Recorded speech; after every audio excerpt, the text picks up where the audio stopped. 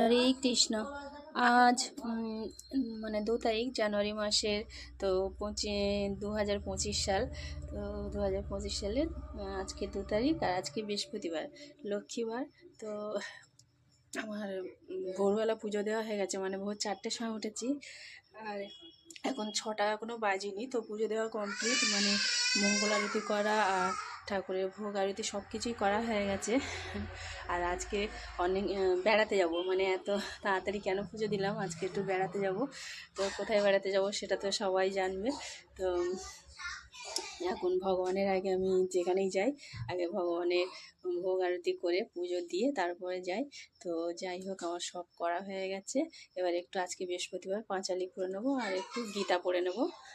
আমি রেডি হয়েই একবার ঠাকুরের পুজো দিলাম, আর সবাই রেডি হচ্ছে। আমার পুজো দেওয়া কমপ্লিট হয়ে গেছে, 6টা বাজে, 6টা এখনও বাজেনি। তো